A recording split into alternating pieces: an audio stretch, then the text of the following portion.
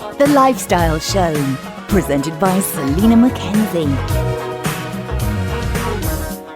Now, fashion and style icon Jeanne Beker delivers an uplifting and inspiring memoir that walks us through a wardrobe of memories, one article of clothing at a time.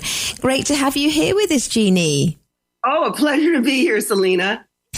This sounds like a great idea for a book. So I suppose it's your memoir, but instead of just writing about it, you've chosen an item of clothing for each person you talk about.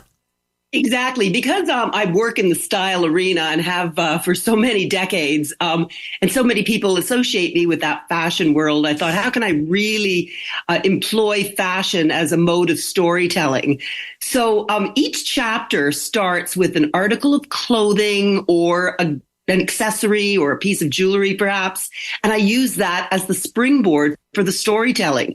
The stories are not in any chronological order either, which is sort of like, what your wardrobe is like, just bits and pieces that you've collected over the years. You open up, the closet and there are all kinds of wonderful garments and accessories coming at you. So it's been a wonderful way to really appreciate one's wardrobe and to really understand that how much these garments and accessories tell us about ourselves, like why we chose certain things, why we chose to wear them, what people's reaction to us was when we were wearing them. It's a great idea. Can you give us some examples? I'm assuming you're talking about well-known people, celebrities. Absolutely. Oh, boy, there's so many different stories in there. For example, I talk about a gorgeous dress that the late great Karl Lagerfeld gifted to me. Wow. This was back in about 1987, and I was 7.5 months pregnant. Really sweltering day in Paris. I was feeling like a bit of a beached whale. It was in July. I was wearing, and those were the days when we didn't like to show off the baby bumps. Those were the days when you were still trying to hide your burgeoning belly under some kind of a muumuu or a maternity dress. So there I was looking very unchic, but having to interview Karl. And I went to the couture atelier. This was the eve of his big couture show in Paris. And I just felt dreadful because all these gorgeous girls were buzzing around in their chic little trim black and white outfits. And there I was, not feeling up to snuff at all. And waiting because Karl was notoriously late, always worth the wait, mind you, but very late. And his assistant, Gilles Dufour at the time, came up to me and said, "Oh, perhaps you would like to borrow something to wear for the interview with Karl." And I thought, I don't think I'm going to be able to fit into anything that Chanel has to offer. He goes, "Oh, no, come with me." And he took me into this back room, and the racks were laden with the most fabulous jaw-dropping garments that you've ever seen from all these past couture collections. And we're rifling through it, and I'm thinking, what an irony. How am I ever going to fit into anything? And here I am being offered, la creme de la creme. And suddenly he pulled out this black and white dress, very boxy shape, and he said, "I think this might fit." And I went, "Really?" And I disappeared into the dressing room, put it on, voila, it fit perfectly. I came out, he was delighted, waited another hour or so for Karl to show up. And when Karl showed up, we sat down, did the interview, and he was going on about how wonderful the dress looked on me. And by the very end of the interview, he said, "Ce sera un cadeau pour toi." Cadeau, that is the word which means present that everyone wants to hear when they're in a French fashion house, right? So he gifted me with that dress, and it remains in my closet now. I would never ever part with it. Really, I'm sure. I'm sure. What a great story. And another designer, I believe, that's featured is Oscar de la Renta. Oh, Oscar de la Renta, again, another. Oh, you're going to think I'm such a spoiled brat. No, not at all. Not at all. These stories, because I really did. I was very privileged and covered fashion at a very precious time. I called it the golden age of fashion. For our show, Fashion Television ran from 1985 to 2012. And during those 27 years, and we aired in about 130 countries around the world, I got to meet some of the greatest creative minds of our time.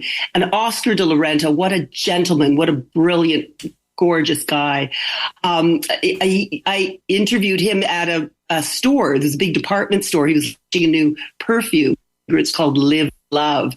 And again, at the beginning of the interview, he was like, perhaps you'd like to borrow one of my dresses to wear for the interview. And I went, oh, yes, of course I would. I could never afford those high-end designer clothes. And this beautiful, a little taffeta cocktail dress that had sort of feathers on it, like a feathered print and a little ruffle around the neck. It was just gorgeous. And again, at the end of the interview, he said, oh, it would be my honor if you have this. You just look so great in the dress. And again, wow.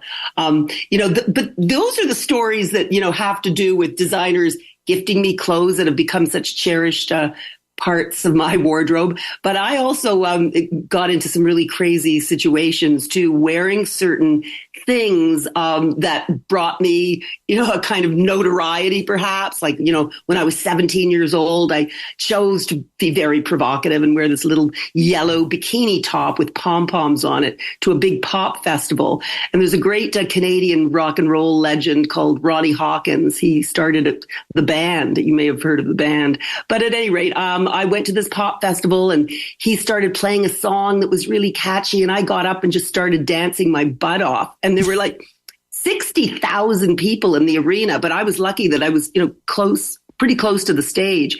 And he pointed to me. He goes, hey, you, come on up.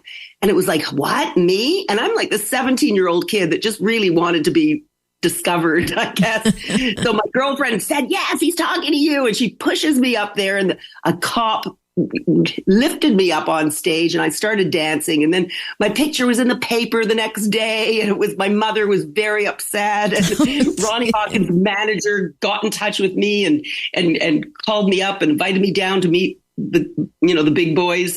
Anyway, you'll have to read the book to see what transpired, but it was really quite an interesting time. And, and then I think of just so many other great stories that involve pieces of, well, for example, when I interviewed Sir Paul McCartney, like what a fantasy that was, because I grew up with him over, in the 60s, there was a poster of him over my bed. He was just my absolute idol.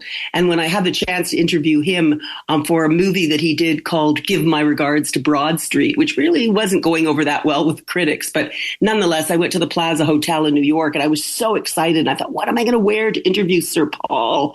And I had this really it's a Canadian company called Roots, made these flannel shirts at the time, a very, very folksy looking garment, a black and white plaid flannel shirt. So I thought, well, I know that Paul lives, on some Scottish isle somewhere. He's probably really down to earth. And I'm going to just not go obvious and wear this flannel shirt. And I showed up at the interview and Paul was so warm and just delightful. And he was wearing a plaid flannel shirt with a plaid jacket on top. So really bonded over the plaid.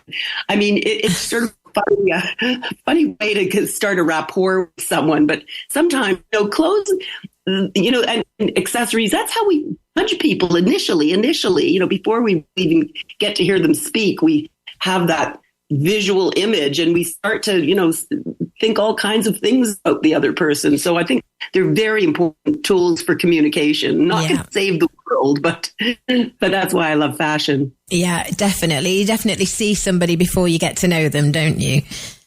Absolutely. Well, I mean, there are quite a few that people can read about. Madonna, Kate Moss, Keith Richards, who I believe it's his birthday today. But also, you've got some... Yes, it's his 81st birthday today, apparently. Oh, my gosh. Oh, I just adore you. I got to interview him on the beach in Antigua when I was doing Much Music, which is the Canadian version of MTV.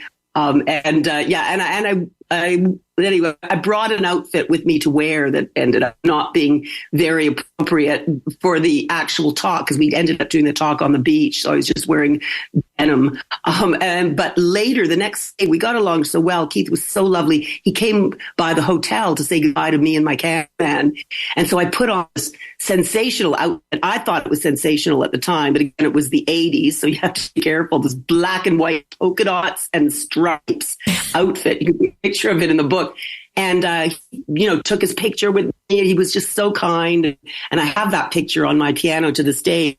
But a few weeks after I got back home, I saw a picture of myself in that outfit on the worst dressed Canadian list. And I was mortified. I thought, what?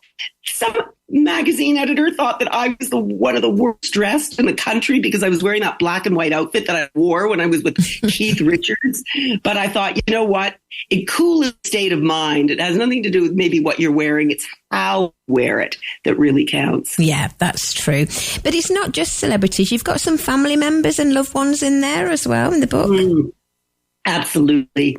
I mean, I think I start the stories off with a story of this very worn brown leather satchel that my parents brought with them when they emigrated to Canada in 1948. They were Holocaust survivors, and their entire families were lost in the war. They came out of the war with absolutely nothing, but they're living in a displaced persons camp in Austria for 3 years. And during that time, they came across a lot of people who had been from their little village that had actually survived the war and held on to some of these old photographs. So they gave these photographs to my parents, and they became so precious, really their only ties to the past.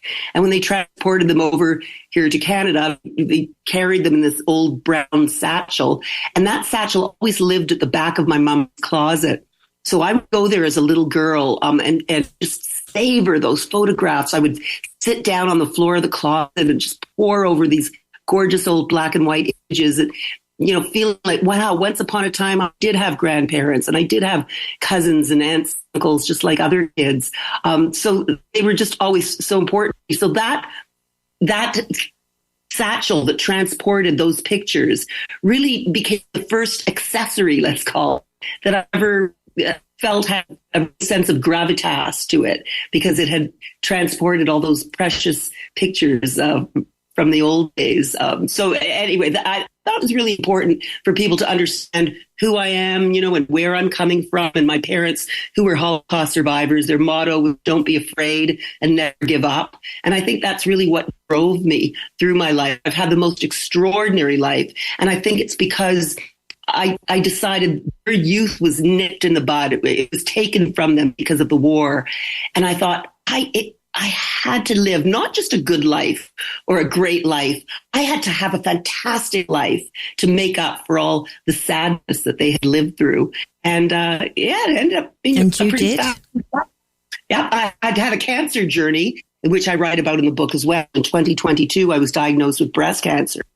And there's an interesting story, a couple of stories actually in the book about that period when I fell in love with these little newsboy caps. They were very big back in the mod days, that John Lennon used to wear one. And, instead of wearing a wig when I lost my hair, I wore this little cap. And then, of course, I had this incredible Wonder Woman bracelet, I call it, a big Elsa Peretti silver bone cuff that I used to wear religiously. I wore it for 25 years. And one day during chemotherapy, it got lost. And I won't ruin the story for you, but it was quite an eye-opening experience in the end. I mean, I was devastated, but I came to terms with it. I think that's what other things, Selina, I really want to impart life lessons to people. I mean, I'm 72 years old and I've been around the block and I've had the chance to be in the presence of some brilliant minds and extraordinary people. And I've had some pretty fabulous adventures and I've learned a lot from them all. And I thought that was important to impart those lessons in my book. Yeah, absolutely it is. Have you ever thought about auctioning off any of your clothes or accessories or you keep them forever by your side? No, a lot of the designer bag that when I used to go to Paris regularly to the couture shows and the ready-to-wear shows. I always bought myself the bag of the moment, the hot bag, and whether it was all kinds of different, the Prada bowl bag. I was in Milan, or there was a wonderful African-looking bag that Tom Ford put out with a Saint Laurent collection at one point. And I just thought, okay, this is my big treat to myself. So I had quite a nice little collection of designer bags, with all the Chanel and Louis Vuitton. And when I went through my cancer journey and started realizing that, it's funny. I don't want to bite the hand that feeds me, but do I really need all these things? I mean, we just buy so many garments and accessories, and we spend a little too much on fashion sometimes. I thought, I'm going to sell these to benefit breast cancer. So I got in touch with a designer sale shop, and we put them online, and they were snapped up almost immediately with the proceeds going to breast cancer. So that was nice. Well done. But there's a big museum in Calgary, Alberta, that's in Canada, that is currently undergoing a major renovation. And when it reopens in 2026, they're doing a major retrospective of my career. So a lot of these wonderful garments I've held on to, and these great accessories, and these notes from designers, and backstage passes, and all this great ephemera will all be part of that major retrospective. It's called Obsession, the Unscripted Life of Jeanne Beker, because that song Obsession by Animotion was the theme song for fashion television for all those years. Oh, love that song. There's so much more. People will have to buy the book because sadly we're out of time, but you can buy the book from our website right now, TRE.radio. Just click on the bookshop banner. It's called Heart on My Sleeve, Stories from a Life Well Worn by Jeanne Beker. And Jeanne, do you have your own website as well if people want to find out more? Yes, it's JeanneBeker.com, and that's spelled JeanneBeker. For those that failed spelling, no, I'm kidding. My name is spelt rather unusually, I think. So that's it, JeanneBeker.com. Also, I'd like to add that great Canadian Linda Evangelista, supermodel of the century. I mean, she wrote the foreword to the book. So for fans of Linda Evangelista, they might be interested in that as well. Great stuff. Well, it's been lovely to chat to you, Jeanne. Happy holidays and take care. Thanks for your time. Thanks so much. Happy holidays, Selina. Lots of love. Bye-bye.